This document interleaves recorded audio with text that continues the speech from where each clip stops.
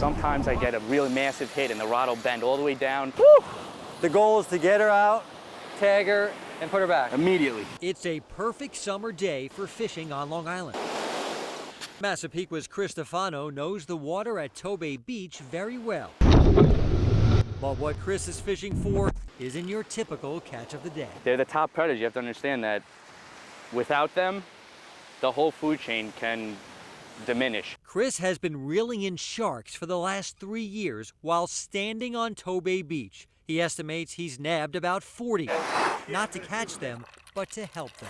I started with an agency called NOAA, the National Oceanic Atmospheric Association, and I was tagging with them. When I brought it in and the way they look and how beautiful they are, and everybody gives them such a bad rap. Chris is passionate about shark conservation, safe fishing practices, and shark research. And that's why what happened a few weeks ago off Fire Island, Chris says, was very disappointing.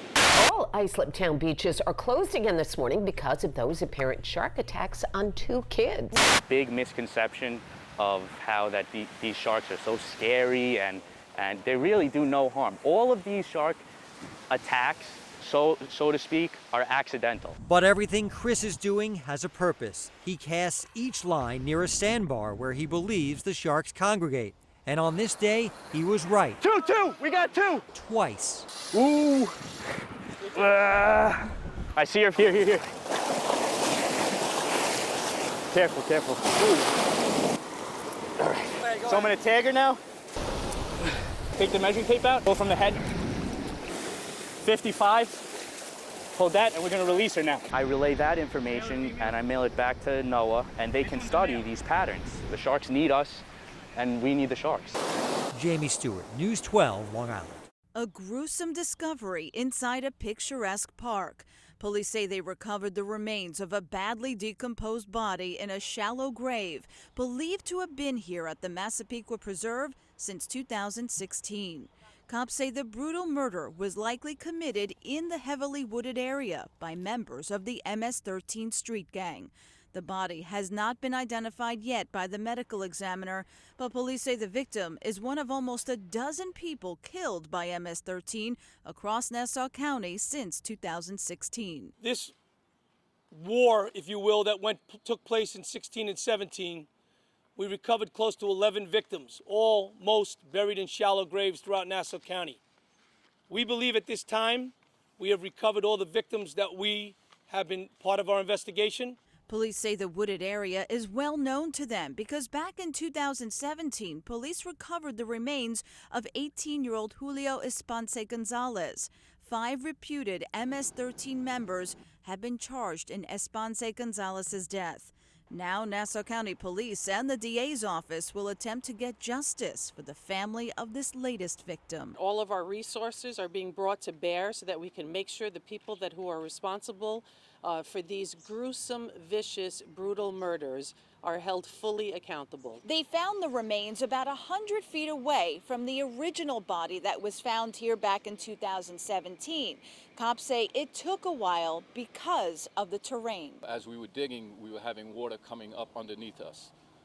That was the biggest battle we had here. We had to have multiple pumps helping us out working and to get to where we needed to be. Police say they had been back to this location at least a dozen times, using shovels, rakes, and even canines to find the remains, determined to not give up.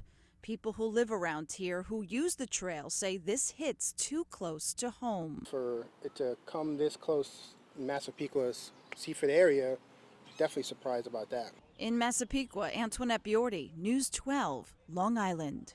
The NYPD says 2 officers were shot during an armed robbery at a T-Mobile. Nightside's Virginia Huey is at the hospital in Jamaica, Queens with what we know right now. Virginia. Colleen and Macy, the NYPD is mourning the loss of a city detective, and they're keeping vigil for another officer here at Jamaica Hospital. Both were shot while responding to an armed robbery in Queens. The tragic shooting happened at a T-Mobile cell phone store in the Richmond Hill section at around 6:30 this evening. Police say multiple shots were fired. We're told 42-year-old Detective Brian Simonson was shot in the chest and killed, and Detective Sergeant Matthew Gorman suffered a leg wound. Police say Detective Simonson was killed by friendly fire. News 12 photojournalist Tom Franz takes us back to 1776 in occupied Long Island. This is occupied Long Island at Old Bethpage Village Restoration. Today we're reenacting the battles of Fort Franklin. Take ready! Take aim! Fire! Reenactments, not only are they so much fun, but it's a chance that you get to remember the history. When you actually dress in the clothing of the 18th century and you fire a musket, it becomes more real. Most people don't know that Long Island was occupied. From the end of 1776 all the way up to the end of the war in 1783, all of Long Island was occupied by the British. So there would be British soldiers walking down the street and they're going to ask you for your papers, and you would have to present them with your loyalty oath of allegiance to King George III. This is something that we demand be signed. It's just a fascinating time. You're learning about a revolution that we really don't call it one, but it was a civil war. You had neighbors fighting neighbors, and it's interesting to learn about what is essentially America's first civil war. We have you lobster backs!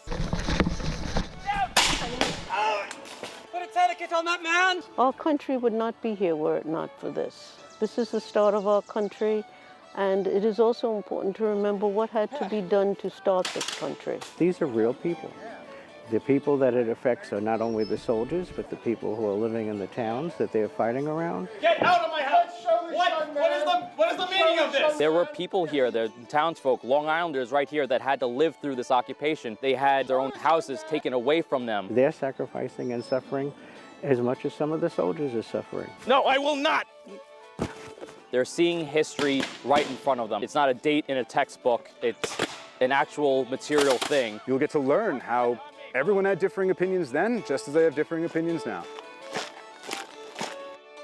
I'm Kyle Watkins, and I'm the rolling rebel. Kyle Watkins rolls with his opponents on the mat at Peak Jiu-Jitsu in Patchogue, and you could say he's really good at it. In fact, Kyle is a two-time world champion Brazilian Jiu-Jitsu fighter, winning the prestigious titles back-to-back in both 2017 and 2018. While he uses his strength and leverage to lock down his opponents, Kyle says he has something even better on his side, a higher power. It's not just in that moment of just saying, all right, God, now's the time for you to be on my side. It's a lifestyle that we live leading up to that moment. From grappling and rolling around the mat with his opponents to preaching on the pulpit with his congregants, Kyle spreads his message onto others. God is always faithful, and he's always going to bring us through. The Roland Rev, as he's called, is also the pastor of Axis Church in Patchogue. You can lift your hands up and say hallelujah anyhow. Never let life's problems get us down. Not only does he deliver his sermon, this is something that we are doing on a constant basis, but he and his congregation deliver donations to those who are underprivileged in the community. I'm doing whatever I can to help as many people as possible. Kyle says he wasn't always committed to God. When he was 15 years old, living in Brentwood, he was initiated into a gang called the Brooklyn Queens Murder Unit, an offshoot of the Blood Street Gang. But one day, he says, his mom forced him to go to church. That's when his whole life changed for the better. Has anybody in this room ever been bullied? Anybody in this room ever been mistreated? Now at 33 years old, Kyle coaches at-risk kids at the Boys and Girls Club in Bellport. That's how you do it, my man. Great job. He teaches them Brazilian Jiu-Jitsu free of charge. I learned how to calm myself down and discipline and what to do if somebody tries to attack me. Kyle says he hopes to teach the kids to defend themselves so they can succeed on the mat and in life. It transcends the four walls of where they are in terms of their facility or their academy where they're learning. They can apply this in school. They can apply this at home.